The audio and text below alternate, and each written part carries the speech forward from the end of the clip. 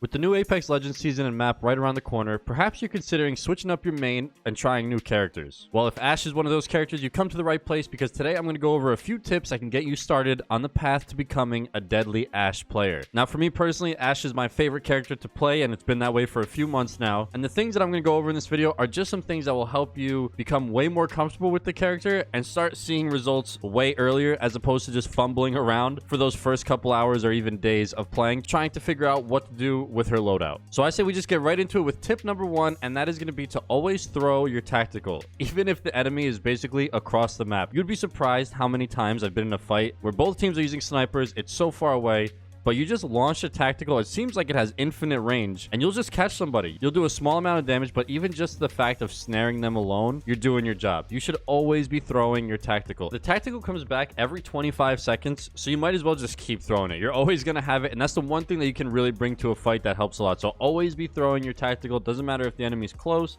doesn't matter if they're far.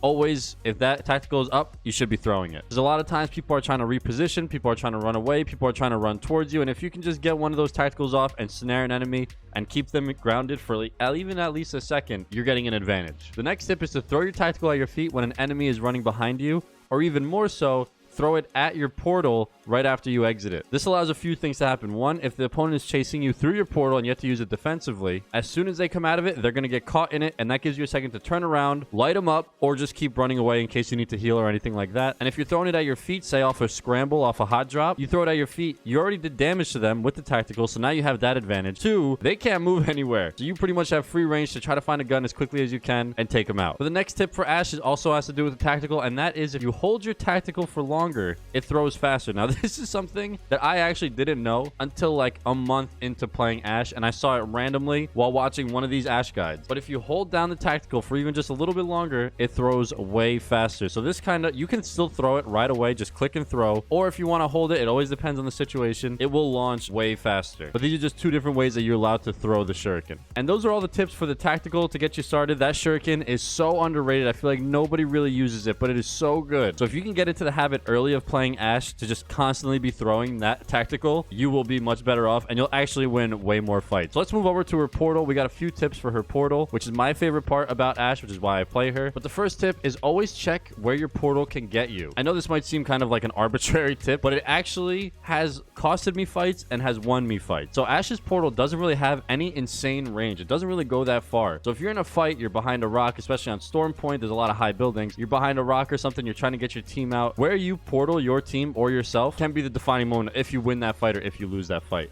So anytime you're in a fight, or you're coming up on a fight, or even if you're just about to hold down a building in the last circle, always just quickly take your sword out and just kind of look around. See where you can get to. Always just know if something hits the fan and you got to get out of there, whether with you or your team, you know exactly where you're about to shoot that ult and get to. It just kind of gets you ready, as opposed to you guys get jumped, now you're scrambling, you take your sword out and you're looking around and you can't really portal anywhere good. So you want to position yourself to where you can portal yourself somewhere good, either behind an enemy, up on high ground, or anything like that, and just know that you can definitely get there. Because again, it doesn't have the craziest range, but just knowing what your outs are is crucial, whether you need it in that moment or down the line. Just knowing where you can get to and what's possible is super important. And one more small Ashe tip that this helps a lot, especially if you're 3 stacking, is Ashe's portal will disappear at 12%. So the second that you see your little portal at the bottom go to 12%, it's going to disappear. So if you pop a portal and you see that percentage going up, and you can say like, hey guys, in like 4 seconds my portal's gone, so like you guys got to take it right now if you want to take it. You know, it just lets you know when your portal will be done. Also, in case you're using it defensively, at the 12% mark, you know you don't have to watch it anymore because nobody can come through it. It's just good to have that knowledge of knowing at 12% your portal will disappear. And finally, my last tip, this is something I started doing much more recently with Ashe. I never really cared for it, but always target death boxes on the map, whether they're at the same POI as you or they're on the other side of the map. It doesn't matter. Just keep getting into the habit of looking at your map, checking the death boxes, and pinging them right from your map. This is different from pinging death boxes up close, where you actually see the death box and you can loot it and you can ping to see where the attackers are. This is just a great way to kind of have an idea where teams are, where they can rotate towards after the circle's been closing, and it helps you and your team know if you're going to either get sandwiched by a team, run into a team. It just gives you more knowledge and map awareness, and doing it way earlier into playing Ashe is going to help you in the long run, and it's going to help your team, especially if you're 3 stacking